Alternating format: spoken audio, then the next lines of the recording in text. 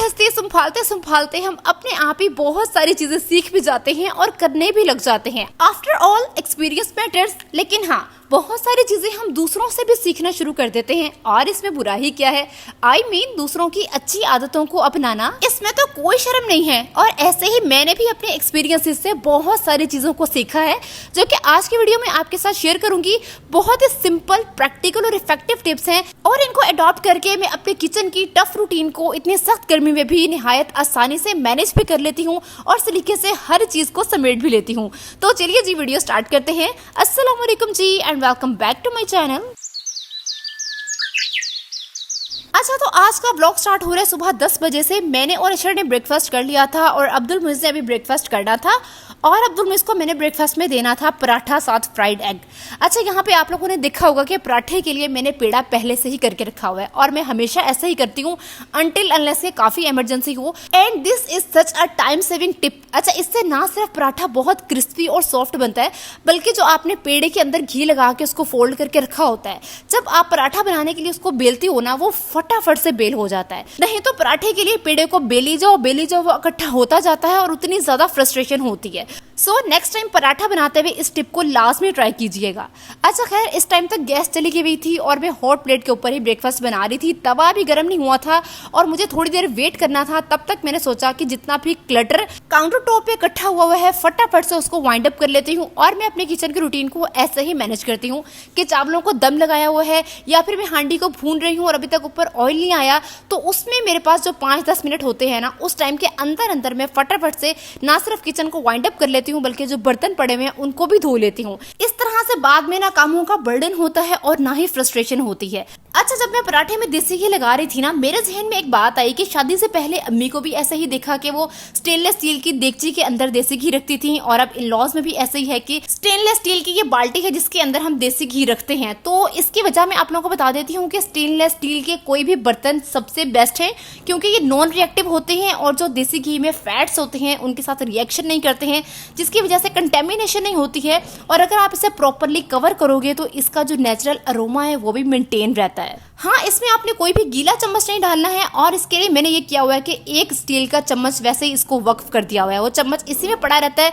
उसी चम्मच से घी निकालो, यूज करो और इसी चम्मच को उसके अंदर ही पड़ा रहने दो। अच्छा, फिर पराठा है, ये नान मैंने घी लगा के गर्म किया है, तो उसको मैं कभी भी डायरेक्ट प्लेट में नहीं रखती हूँ, स्पेशली अगर प्लेट आपकी प्लास्टिक की है, क्योंकि इससे घी के स्टेन्स प्लास्टिक के ऊपर लग जाते हैं, प्लास्टिक खराब होना शुरू हो जाता है, उसका प्रिंट सारा डैमेज हो जाता है। उसके बजाय आप इस तरह के पेपर्स जो कि स्ट्रीट होकर्स के पास हमने देखे हैं, जो कि पॉपकॉर्न छल्लियां वगैरह बेच रहे होते हैं, इस तरह के पेपर्स काफी बजट फ्रेंडली रहते हैं। इस तरह का पूरा बंडल आप लोग ला कर रख लें, प्लेट के ऊपर पहले ये पेपर रखें, उसके बाद पराठा रखें। इस तरह से आपके प्लेट्स, आपके बर्तन काफी टाइम तक शाइनी भी रहेंगे और स्पॉटलेस भी रहेंगे। अच्छा, यहाँ पे अगर ये पेपर्स खत्म हो जाए ना, तो मेरे पास प्लान बी ये होता है कि चंगेरे, जिन्हें हम देसी जुबान में छब्बियां भी कहते हैं, हाथ की बनी हुई होती हैं खजूरों के पत्तों की, तो इसमें की जो लाइट कलर की छब्बी है, चंगेर है, इसमें मैं रोटियां रखने के लिए इस्तेमाल करती हूँ। और जो दूसरी है डार्क कलर की, उसको मैं, अगर मेरे पास पेपर्स ना हो तो फिर मैं जो पराठे हैं या कोई भी ऑयली चीज है, लाइक नान गर्म किया है घी लगा के, तो वो फिर मैं डार्क कलर की चंगेर के अंदर रखती हूँ, ताकि अगर कोई भी स्टेन्स वगैरह हैं या निशान वगैरह हैं तो डार्क कलर की चंगेर के अंदर पता ना चले। तो ये भी बेस्ट ऑप्शन है। अगर आप लोग पेपर्स के झंझट में नहीं पड़ना चाहते हो तो इस तरह से आप एक चंगेर जो है वो भी पराठों के लिए अलहदा से रख सकते हो। अच्छा, पराठा बनाने के बाद जो धुआं पूरे घर में होता है, स्मेल फैल जाती है। इसी तरह हम कोई सालन पका रहे हैं, वेजीज पका रहे हैं या हम देसी घी बना रहे हैं, तो ये पूरी स्मेल घर के अंदर फैल जाती है। इससे ना सिर्फ फ्रस्ट्रेशन होती है, अगर कोई गेस्ट घर में आया हो तो शर्मिंदगी अलहदा से होती है। अच्छा, इस टाइप की कोई भी चीज आप बनाने लगी है ना, उसके बनाने से पहले ही आपने वेंटिलेशन ऑन कर देनी है, एग्जॉस्ट फैन चला देना है। मैं हुड सबसे पहले ऑन कर देती हूँ। उसके बाद अगर ऑर्डर बहुत ज्यादा है, धुआं स्मेल बहुत ज्यादा है, तो आपने क्या करना है कि सॉस पैन लेना है, उसमें आधा विनेगर आधा पानी डाल के ना उसको उबलने के लिए रख देना है। अब इसमें से जो धुआं निकलेगा ना, चाहे स्मेल जितनी मर्जी तेज हो, ये उसको आसानी से न्यूट्रलाइज कर देगा। ना स्मेल आपके किचन से बाहर निकलेगी और ना ही आपको फ्रस्ट्रेशन होगी और ना ही शर्मिंदगी होगी। अच्छा, यहाँ पे एक और टिप जिसको मैं डेली बेसिस पे फॉलो करती हूँ कि छोटे से बोल में बेकिंग सोडा डाल के ना अपने किचन के काउंटर टॉप पे भी लास्ट में रखती हूँ और इसके अलावा फ्रिज में भी लास्ट में रखती हूँ। इसके अंदर बेस्ट एब्जॉर्बिंग कैपेसिटी है, कोई भी स्मेल है या खाने की खुशबू वगैरह है, हर चीज को ये एब्जॉर्ब कर लेता है। फ्रिज में पड़ा हो तो एक खाने की स्मेल दूसरे खाने में भी नहीं जाती है। सो मस्ट ट्राई इट। अच्छा, पराठे के बाद इतना लंबा वक्फा आ गया, अब बनाने की बारी थी अंडा। अच्छा, फ्राइड एग मैंने बनाना है या किसी भी चीज़ को तड़का लगाना है ना, ये सब काम मैं करती हूँ नॉन स्टिक फ्राई पैन के अंदर। क्योंकि अगर दूसरा स्टेनलेस स्टील पैन लेती हूँ तो जब भी अंडा फ्राई करूँ वो नीचे लग जाता है और उसके बाद उसको धोते वक्त ना अच्छा खासा टाइम कंज्यूम होता है। तो इसीलिए मैं नॉन स्टिक फ्राई पैन लेती हूँ। ना फ्राई अंडा नीचे चिपकता है, आराम से अंडा भी फ्राई हो जाता है और उसके बाद 2 मिनट लगते हैं नॉन स्टिक पैन को धोने में और इससे टाइम भी अच्छा खासा सेव हो जाता है। अच्छा, अपने किचन के काउंटर टॉप को लेके मैं बहुत ज़्यादा कॉन्शियस हूँ और सबसे बड़ी गलती जो कि मैं नहीं करती हूँ कि गर्मा गर्म बर्तन डायरेक्ट मैं काउंटर टॉप पे कभी भी नहीं रखती हूँ। अगर आप चाहते हैं कि आपके किचन की स्लैब का जो मार्बल है उसकी शाइन मेंटेन रहे, उसकी लुक मेंटेन रहे, तो उसके लिए आपने कभी भी गर्मा गर्म दूध की देगची, गर्मा गर्म तवा डायरेक्ट स्लैब पे कभी भी नहीं रखना है। उसके लिए आप या तो वुड के ये मैट्स यूज कर सकते हैं या फिर आप स्टील का स्टैंड यूज कर सकते हैं। पहले नीचे स्टैंड रखें या मैट रखें और उसके ऊपर फिर आप गर्म तवा रखें या गर्म देगची रखें। इससे यह है कि लॉन्ग टाइम तक आपके किचन की जो लुक है, आपके किचन का जो मेन काउंटर टॉप है, उसकी शाइन मेंटेन रहेगी। अच्छा, अगर आपके पास ना तो वुडन मैट्स हैं और ना ही स्टील का स्टैंड है तो सिंपल आप कोई भी कपड़ा नीचे बिछा के ना तो उसके ऊपर फिर गर्म देगची रखो। ये टिप्स सुनने में तो बहुत ही छोटी छोटी सी हैं लेकिन हमारी लाइफ में रोल इनका बहुत बड़ा है। अच्छा, लंच में आज हम बनाएंगे मूंग और मसूर की दाल, साथ जीरे वाले चावल और साथ ही बहुत काम के यूजफुल टिप्स आपको बताने वाली हूँ जिसको आपने हरगिज मिस नहीं करना। अच्छा, मूंग और मसूर की दाल सुनने में भी बहुत आसान है, बनाने में भी आसान है, लेकिन जो इसकी असल और परफेक्ट रेसिपी है ना, जिससे सही वाले फ्लेवर्स इसके अंदर आते हैं और हर कोई उंगलियां चाटता रह जाता है ना, उसकी रेसिपी आज आपके साथ शेयर करने वाली हूँ। अच्छा, सबसे पहले मैंने मूंग और मसूर की दाल धो के प्रेशर कुकर में डाल दी। अच्छा, जिस बॉल में मैंने इसको धोया था अब उसी बॉल में मैं चावल जो है वो भी भिगो के रख दूंगी। मेरी कोशिश यही होती है कि मैं मिनिमम से मिनिमम बर्तनों को इस्तेमाल करूं, एक बर्तन को 2 से 3 दफा ही इस्तेमाल कर लूं ताकि एट द एंड बर्तन धोने ही मैंने हैं तो कम से कम बर्तन धोने वाले हो। So this is such a time saving tip. और इसके साथ ही एक और टाइम सेविंग टिप मैं आपको ये देने वाली हूँ कि जब आपका जैसे कि लंच का टाइम स्टार्ट होता है, मेरा टाइम होता है 12 बजे से लेकर 2 बजे तक का टाइम है, तो उठते टाइम में मैं एक बोल, ये ग्रीन वाला बोल मेरे आप लोग पिछले वीडियोस में भी देखते होगी कि इसमें मैं छिलके डालती हूँ, तो एक बोल को मैं ऐसा डस्टबिन अपने काउंटर टॉप पे रख लेती हूँ। जो भी छिलके हैं, अंडे का छिलका है या मैंने आलू छीला है जैसे कि तड़के के लिए या फिर सैलेड के लिए मैंने प्याज छीला है यहाँ पे, तो सबके छिलके ना मैं साथ के साथ इसमें डालती जाती हूँ। यकीन माने इससे मेरा इतना कोई टाइम सेव होता है कि मुझे बार बार हर चीज के छिलके फेंकने डस्टबिन के पास नहीं जाना पड़ता, हर चीज के बार बार अलग-अलग छिलके रखने के लिए अलग-अलग बर्तन गंदा नहीं करना पड़ता। एक ही दफा जब मेरा काम खत्म होता है तो उस बॉल को मैं जो है डस्टबिन में डिस्कार्ड कर देती हूँ और वॉश कर लेती हूँ। सिंपल और इजी। अच्छा, प्याज को जब भी आपने काटना है ना तो प्याज का ये जो ऊपर वाला पोर्शन है ना इसको लास्ट में निकाल दिया करें क्योंकि ये कैंसरस होता है। और साथ ही जब आपने प्याज को इस तरह से काटना है ना तो इसको 2 मिनट के लिए पानी में डिप कर दिया करें। उसके बाद जब आप इसको काटेंगे ना तो आपकी आंखों से फिर पानी नहीं निकलेगा। अच्छा, इसके साथ ही सब्ज मिर्च जब हम काटते हैं ना उसके बाद अगर वो हाथ हम अपनी आंखों को लगा लेते हैं या मुंह के पास लगा लेते हैं या जिस्म पे कहीं भी लगा लेते हैं तो उस सब्ज मिर्च की जो कड़वाहट होती है ना उसकी वजह से जलन उस जिस्म के हिस्से पे स्टार्ट हो जाती है और वो जल्दी जाती भी नहीं है और उसकी तकलीफ अलहदा होती है। उसके लिए आपने क्या करना है कि कुकिंग ऑयल को हल्का सा हाथ पे लगा लेना है। उसके बाद फिर आपने उन सब्ज मिर्चों को काटना है। उसके बाद आप चाहे जहाँ मर्जी हाथ लगाएं, आपके ना जलन होगी और ना ही तकलीफ होगी। अच्छा, तो खैर मूंग और मसूर की दाल मैंने धो के डाल दी थी, इसके साथ ही मैंने लहसुन और अदरक का पेस्ट डाल दिया था। अच्छा, यहाँ पे एक और टाइम सेविंग टिप ये है कि आप अपने ना किचन में बैकअप के तौर पे कोई ना कोई चीज फ्रोजन लास्ट में रखा करें। जैसे कि मेरे पिछले ब्लॉग में आप लोगों ने देखा कि मेरी ग्रीन चटनी हमेशा फ्रोजन रेडी होती है, इसी तरह लहसुन अदरक का पेस्ट रेडी होता है।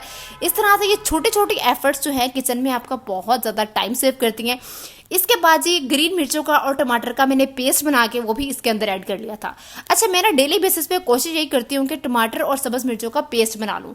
पेस्ट बनाने का फायदा ये होता है कि टमाटर के छिलके जल्दी गलते ही नहीं है और उसके पीछे ना काफी टाइम लगाना पड़ता है सालन को भूनने के लिए। अक्सर लोग कहते हैं कि भाई वैसे भूनो तो टेस्ट अच्छा बनता है, पर इतने सख्त गर्मी में अगर आप फटाफट से अपने रूटीन को मैनेज करना चाहते हैं ना तो पेस्ट बना के डाल दें, 2 मिनट के अंदर आपका मसाला बहुत अच्छे से भून हो जाता है। अच्छा खैर, मूंग और मसूर की दाल डाल दी थी, लहसुन अदरक का पेस्ट डाल दिया था, टमाटर डाल दिया, सब्ज मिर्चें डाल दी, नमक मिर्च हल्दी जीरा, साथ ही पानी डाला और डाल के 5 मिनट के लिए इसको मैंने गलने के लिए रख दिया था। और साथ ही दूसरे चूल्हे पे मैंने चावल बनने के लिए रख दिए थे, उसमें जीरा डाला, नमक डाला, साथ ही सब्ज मिर्चें डाली, गरम मसाला डाला और अब्दुल मुइज़ के लिए एक आलू डाला था क्योंकि वो दाल शायद ऊपर डाल के ना खाता। और साथ ही इसका तड़का लगा के इसमें भी पानी डाल के इसको भी चावल डाल के रख दिया था। अच्छा तो खैर, दाल अच्छे से गल चुकी हुई थी, अब इसमें तड़का लगाना है। सारी गेम तड़के की है। तड़के में 2-3 चीजें जो कि आपने मिस नहीं करनी है। प्याज चाहिए, प्याज के अलावा आपको यहाँ पे ताज़ा अदरक चाहिए है, लाजमी है, इसका टेस्ट बहुत अच्छा आता है। इसके अलावा ये कुंदरी मिर्चें, इन्हें कौन सी मिर्चें कहते हैं, गोल गोल सी जो लाल मिर्चें हैं, ये आपको लाजमी चाहिए हैं। जीरा लाजमी चाहिए, ठीक है।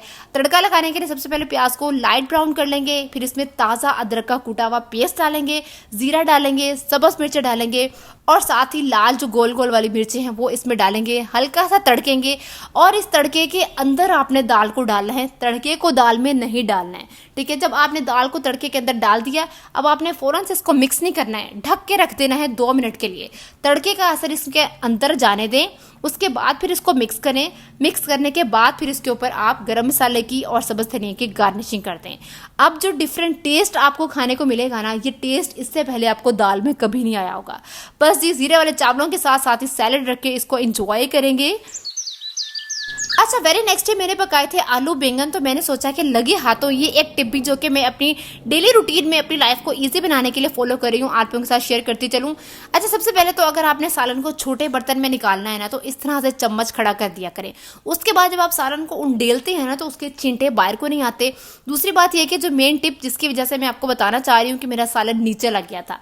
अब आपके चावल आपने दम देके रखा है, आपका सालन सवियर किस्म का जितना मर्जी नीचे लग गया है ना, तो हम लोग क्या करते हैं, उसको भिगो के डिप करके सारी रात के लिए रख देते हैं, या फिर स्टील वाली कुची लेके ना उसको मांझना शुरू कर देते हैं। अगर आप चाहते हैं कि 2 मिनट के अंदर आप इस काम को खत्म कर लें, लंबा ना लटकाना पड़े, आपने क्या करना है, जले हुए बर्तन में पानी डाल के उसको चूल्हे पे रख देना है।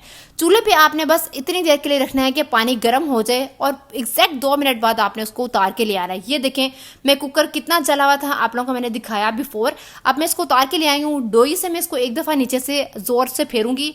पानी मैंने गिराया, सारा बॉटम अपने आप ही साफ हो गया। अभी मैंने ना कुची टच की है, ना कोई कपड़ा वगैरह टच किया है। उसके बाद जी अब मैं प्रेशर कुकर को 2 मिनट के अंदर धोऊंगी और धो के मेरा काम 5 से 10 मिनट के अंदर खत्म हो गया। अल्लाह अल्लाह तक खैर सल्ला। अच्छा, फिर इसके बाद अब मैं यहाँ पे एक और टिप ये फॉलो करती हूँ कि जो भी बड़ी देगची या पतीले कुकर वगैरह में धोती हूँ ना, अब ये देखें जहाँ मैंने बर्तन धो के रखे हुए हैं, पहले वहाँ पे इतने बर्तन होते हैं और जब बड़ी देगचियाँ रखो ना तो ये सारा एरिया ओवर क्राउडेड हो जाता है। इसकी वजह से भी किचन की रूटीन काफ़ी ज़्यादा इफेक्ट होती है, छोटे बर्तन नीचे छुप जाते हैं। तो मैं ये बड़ी चीज़ें यहाँ रखती नहीं हूँ, उसकी बजाय मैं क्या करती हूँ कि फटाफट से चूल्हे पे 2 मिनट के लिए रखती हूँ, फटाफट से ये ड्राई हो जाते हैं, 2 से 3 मिनट के बाद ठंडे हो जाते हैं। तो सिंक से सीधा चूल्हे पे, चूल्हे से ड्राई हुए तो वहां से 3 मिनट के बाद मैं इनको किचन कैबिनेट के अंदर रख देती हूँ। ना मैं इनको टोकरी पे रखती हूँ और ना ही ड्राइंग मैट पे। बस ये कुछ छोटे छोटे सी टिप्स थी। अभी ये आधी भी नहीं है, आधी से ज्यादा मेरे जहन में आ रही थी, वो मैंने स्किप इस वजह से की कि मेरी वीडियो बहुत ज्यादा लंबी हो रही है। फिर कभी आप लोगों के साथ शेयर करती रहूंगी। अभी के लिए अगर आप लोगों ने एक भी नई बात सीखी है ना, तो मेरी इस वीडियो को लाइक लाजमी करना है, शेयर करना है, सब्सक्राइब लाजमी करना है और दुआओं में तो जरूरी याद रखना है। मिलते हैं जो नई वीडियो में। अल्लाह हाफिज।